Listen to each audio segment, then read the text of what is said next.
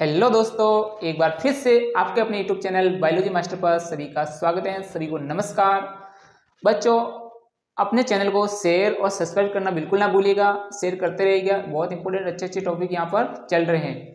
सभी बच्चों को ध्यान से समझना है कि आज हम कुछ छोटा सा स्पेशल टॉपिक लेके आए हैं। जो हमने पहले तंत्रिका तंत्र के बारे में एक वीडियो बनाया था, उसके अंदर हमने पढ़ा था कि तंत्रिका तंत्र किस प्रकार कार्य करती है। और अभी हम पढ़ेंगे कि उस तंत्रिका तंत्र के द्वारा जो सूचनाएं हमारे मस्तिष्क में आती हैं, तो उस मस्तिष्क उन सूचनाओं का कैसे एनालिसिस करता है और उसके बारे में सोचता है, समझता है। और मस्तिष्क के अंदर अलग अलग भाग होते हैं जो हमारे शरीर से प्राप्त होने वाली, संवेदी अंगों से प्राप्त होने वाली सूचनाओं को अलग अलग भागों के अंदर एनालिसिस करता है। आइए हम जानकारी करते हैं कि कौन कौन से भाग हैं जो इस प्रकार से हमारे मस्तिष्क को नियंत्रित करते हैं। सबसे पहले अगर हम मस्तिष्क की बात करें तो मानव मस्तिष्क क्या होता है? हमारे पूरे शरीर का मालिक होता है। जैसे हमारे देश के अंदर विभिन्न राज्य है, जिले है, गांव है, लेकिन सबका मालिक की अगर हम बात करें तो कौन हो सकता है हमारे हिसाब से? या तो प्रधानमंत्री या फिर राष्ट्रपति। वैसे अगर हम मालिक, हमारा शरीर भी पूरा विभिन्न प्रकार के पार्ट्स हैं, अलग अलग जो पूरा शरीर है, उन सबका मालिक कौन है? मस्तिष्क। मतलब मस्तिष्क चाहे तो हमारे शरीर के अंदर कुछ क्रियाएं कर सकता है और वहां से आने वाले संकेतों के प्रति प्रतिक्रिया भी कर सकता है। तो हम आज मुख्यतः टॉपिक पढ़ने वाले हैं अनैच्छिक क्रियाएं जो हमारे नियंत्रित में नहीं होती हैं और प्रतिवर्ती क्रियाएं जो अचानक क्रियाएं होती हैं। तो मस्तिष्क की बात करें तो ये पूरा मानव मस्तिष्क है जिसका वजन लगभग 1400 ग्राम होता है। मानव मस्तिष्क का अगर वजन की बात करें तो लगभग 1400 ग्राम होता है। अगर इसके भाग की बात करें तो ये वाला भाग जो अग्र मस्तिष्क कहलाता है, जिसके अंदर प्रमस्तिष्क भी साथ में आता है। तो ये वाला कौन सा भाग हो गया? अग्र मस्तिष्क। ये मस्तिष्क का आगे वाला संपूर्ण भाग अग्र मस्तिष्क कहलाता है। अग्र मस्तिष्क के अंदर कौन स्थित है?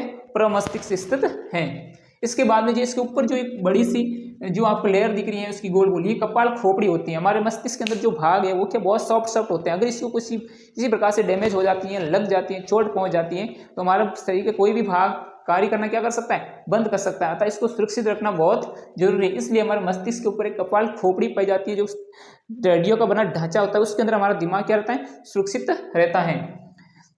फिर हमारे ये वाला भाग मध्य मस्तिष्क होता है। मध्य मस्तिष्क के अंदर आप देख सकते हो ये हाइपोथैलेमस फ्यूस ग्रंथि इस प्रकार से आ गया।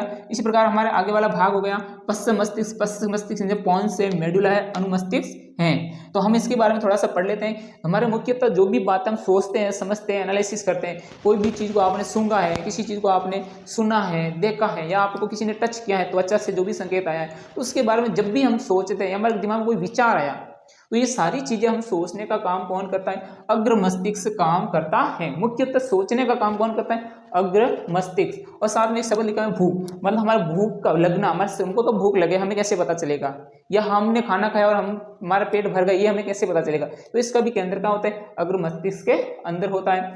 इसी के साथ हम देख रहे हैं कि ये मेरुरज्जु, ये तो इसके बारे में हम पढ़ने वाले हैं। प्रतिवर्ती क्रियाएं सारी इसी के द्वारा नियंत्रित होती है। इसको तो हम विस्तार से पढ़ेंगे। साथ में ये भी देख लेते हैं कि पश्चिम मस्तिष्क के अंदर एक स्थित है जिसका नाम है मेडुला भाग। ये मेडुले क्या करता है? जो अनियंत्रित क्रियाएं जो हमारे नियंत्रित के अंदर नहीं होती, जैसे रक्त दाब, हमारे शरीर का रक्त दाब, हमें मुंह में लार आ रही, जब आपने किसी अच्छे भोजन को देखा जो आपका सबसे पसंदीदा भोजन है, जो आपको सबसे प्यारा लगता है, आपको देखते ही उसकी मुंह में क्या आने लगती है? लार। तो ये लार आना भी किसके द्वारा नहीं होता है? मेडुला के द्वारा। वमन आपको उल्टी हो रही है किसी चीज के कारण, किसी भी कारण से आपको उल्टी हो रही है, वो भी आपके नियंत्रण में नहीं है। तो ये भी सारी किसके अंदर होती है? पश्चिम मस्तिष्क में स्थित मेडुला के द्वारा नियंत्रित होती है।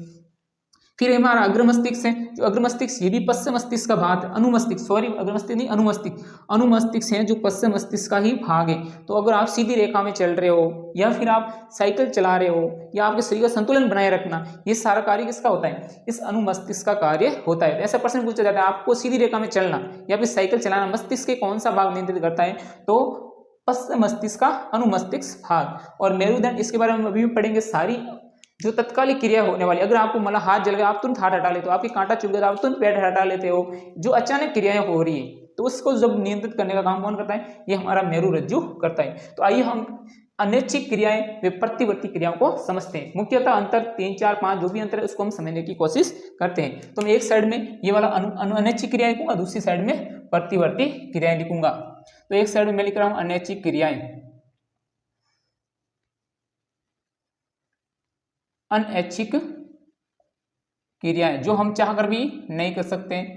और साथ में क्या? प्रतिवर्ती क्रियाएं, प्रतिवर्ती क्रियाएं। तो इसके अंदर मुख्यतः हम कुछ अंतर को जान लेते हैं। क्या क्या है? अनैच्छिक क्रियाएं जो हमारी इच्छा चाहते हुए भी नहीं होती। सबसे पहले हम ये सोच लेते हैं अनैच्छिक क्रियाएं क्या होती हैं, प्रतिवर्ती क्रियाएं कौन सी होती हैं? अनैच्छिक क्रियाएं हम चाहकर भी उस कार्य को नहीं कर सकते, हम सोच लें कि उस कार्य को करना फिर भी हम नहीं कर सकते, वो अनैच्छिक क्रियाएं कहलाती हैं। तो हम इसके अंदर लिख सकते हैं कि वह क्रियाएं जो हम सोच समझकर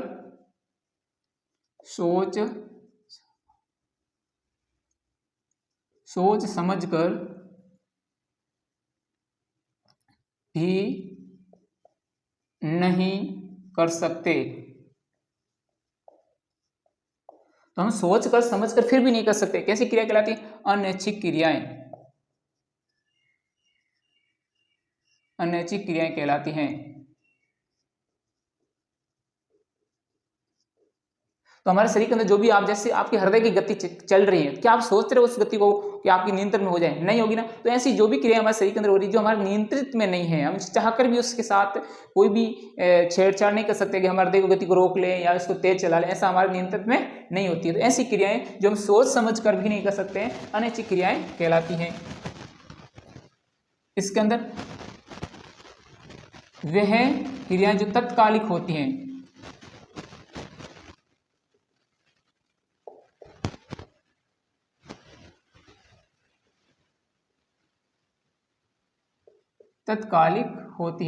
तो इसके अंदर प्रतिवर्ती क्रियाओं में कौन सी? तत्कालिक क्रियाएं। तत्कालिक क्रियाएं क्या हो सकती है? जैसे आपने किसी गर्म बर्तन को छुआ लिया, आपने फटाफट उसको हाथ को हटा लिया, या फिर आपके पैर में कांटा चुभ गया, आपने फट से पैर को क्या कर लिया? हटा लिया, या आपको कोई मान लो कहीं खड़े हो, आपको किसी ने, जैसे कोई पशु है कहीं आगे आपको मारने लगा, आप फट से वहां से हट गए, पता ही नहीं चला आपका फटे। तो ऐसी जो क्रियाएं जो बहुत ही कम समय में अचानक होने वाली क्रियाएं जो प्रतिवर्ती क्रियाएं कहलाती हैं। तो वे क्रियाएं जो तत्कालिक होती हैं प्रतिवर्ती क्रियाएं कहलाती हैं। प्रतिवर्ती क्रियाएं कहलाती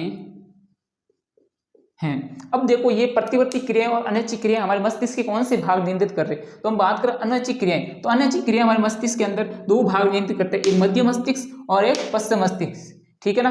तो हम यहाँ पर लिखेंगे कि अनैच्छिक क्रियाएं जो हमारी चाहकर भी हम ऐसी क्रियाएं नहीं कर सकते, तो वे सारी क्रियाएं कौन करता है? दो भाग, मध्य मस्तिष्क व पश्चिम मस्तिष्क। तो हम यहाँ पर लिख लेंगे दूसरा अंतर, अनैच्छिक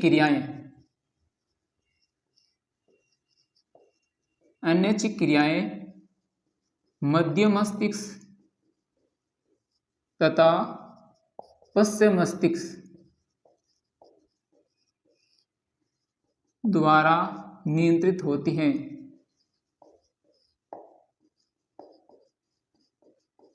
जबकि ऐसी क्रियाएं जो फास्ट हो रही है, तत्कालिक क्रियाएं हो रही है, हाथ जल गया, कांटा चुभ गया, किसी न किसी प्रकार से कोई भी ऐसी क्रिया होगी, तो ये सब क्रियाओं को नियंत्रित कौन करता है? तो हम इसी के बारे में पढ़ेगा। ये हमारा मेरुरज्जु, इस वाले भाग को हम क्या बोल रहे हैं? मेरुरज्जु। तो ये क्रियाएं कौन सी? तत्कालिक क्रियाएं। तो ये तत्कालिक क्रियाएं, ये क्रियाएं कौन नियंत्रित करता है? यह क्रियाएं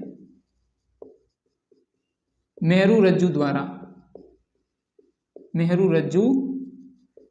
द्वारा नियंत्रित होती हैं।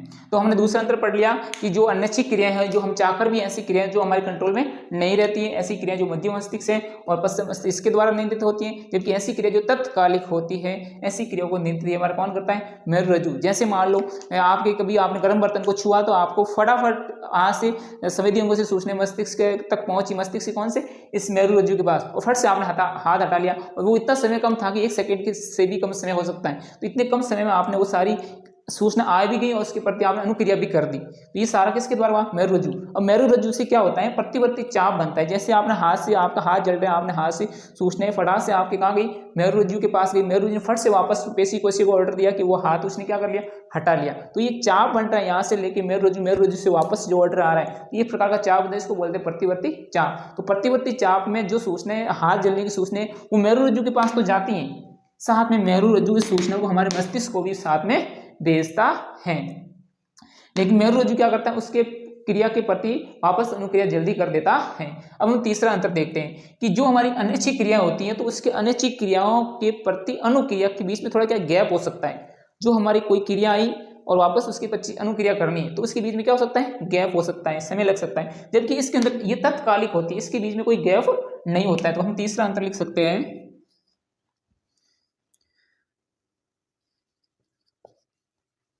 क्रिया व प्रतिक्रिया के बीच में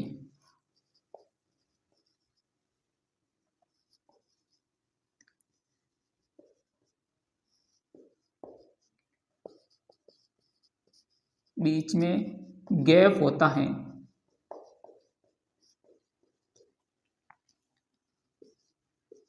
जबकि अनुक्रिया व प्रतिक्रिया के बीच गैप नहीं होता है। तो हमने तीसरा अंतर ये पढ़ लिया कि क्रिया व प्रतिक्रिया के बीच में क्या होता है, गैप होता है। किसके? क्रिया व प्रतिक्रिया के बीच में गैप किसके अंदर होता है? इस अनैच्छिक क्रियाओं के अंदर। जबकि प्रतिक्रियाओं में क्या होता है, अनैच्छिक क्रिया में क्रियाओं के बीच में वापस प्रतिक्रियाओं के बीच में कोई गैप नहीं होता है। अब हम देखते हैं कि अनैच्छिक क्रियाएं और प्रतिवर्ती क्रियाओं में एक और अंतर की बात करते हैं। उसके अंदर क्या होता है कि कुछ ऐसे बाह्य कारक, कुछ क्या है, बाह्य कारक, जिसके द्वारा हम अनैच्छिक क्रियाओं को तो क्या नियंत्रित नहीं कर सकते हैं, जबकि प्रतिवर्ती क्रियाएं इसको हम बाह्य कारकों द्वारा नियंत्रित कर सकते हैं। तो चौथा अंतर यह हो गया, बाह्य कारकों द्वारा नियंत्रित नहीं,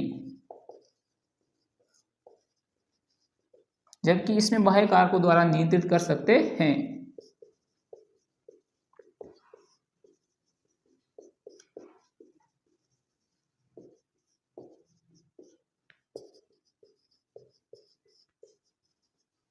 कि ये जो क्रियाएं होती है अनैच्छिक क्रिया, ये अनैच्छिक क्रिया हमारे अनैच्छिक पेशियों द्वारा नियंत्रित होती हैं, जबकि प्रतिवर्ती क्रियाएं होती हैं जो कि हमारी ऐच्छिक पेशियों के द्वारा नियंत्रित होती हैं।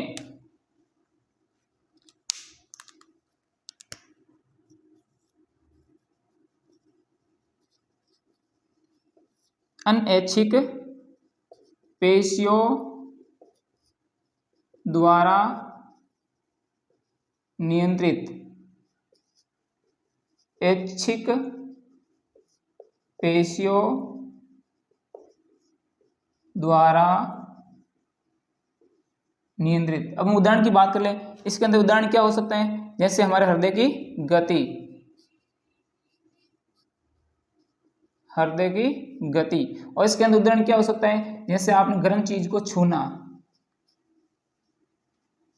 गर्म चीज को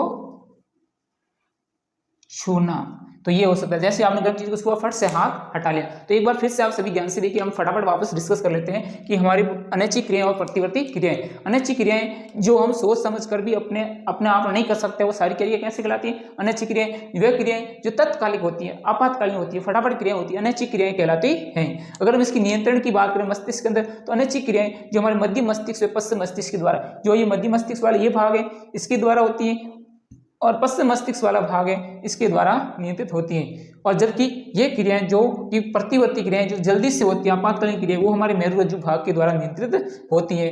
अब हम तीसरे अंतर की बात करें, क्रिया व प्रतिक्रिया के बीच में गैप होता है। जबकि देखो अनैच्छिक क्रिया में क्रिया और वापस प्रतिक्रिया होने में क्या समय लगता है, बीच में गैप होता है, जबकि इसकी अनुक्रिया व प्रतिक्रिया में कोई गैप नहीं होता है। इसके अंदर बाह्य कारकों द्वारा नियंत्रित नहीं किया जा सकता। जो हमारे अनैच्छिक क्रियाएं वो हम बाह्य कारकों द्वारा, हृदय की गति जैसे अनैच्छिक क्रियाएं, तो हम इसको चाहकर भी नहीं रोक सकते हैं, चाहकर भी बढ़ा नहीं सकते हैं। तो अनैच्छिक क्रियाओं को हम बाह्य कारकों द्वारा नियंत्रित नहीं कर सकते हैं, जबकि कुछ हद तक, काफी हद तक हम इस क्रिया को, प्रतिवर्ती क्रिया को बाह्य कारकों द्वारा नियंत्रित कर सकते हैं। तो अनैच्छिक क्रियाएं जो हम अनैच्छिक पेशियों द्वारा नियंत्रित होती हैं। तो अनैच्छिक क्रियाएं जो हृदय की गति वो किसके द्वारा नियंत्रित होती है, अनैच्छिक पेशियों के द्वारा, जो हमारे कंट्रोल में नहीं होती, जबकि ऐच्छिक पेशियों के द्वारा नियंत्रित होती कौन सी, प्रतिवर्ती क्रियाएं।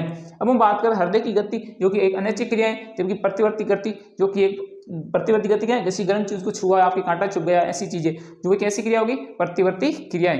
यहाँ पर हमारे ये टॉपिक समाप्त होता है। सभी बच्चे, और वीडियो अच्छा लगा है, जानकारी अच्छी लगी है तो हमारे वीडियो को शेयर कीजिए, लाइक कीजिए, सब्सक्राइब भी कीजिए, और सब्सक्राइब करना बिल्कुल नहीं भूलना दोस्तों, और अपने वीडियो को अपने दोस्तों के साथ शेयर करना भी ना भूलना है। इसी के साथ जय हिंद, जय भारत।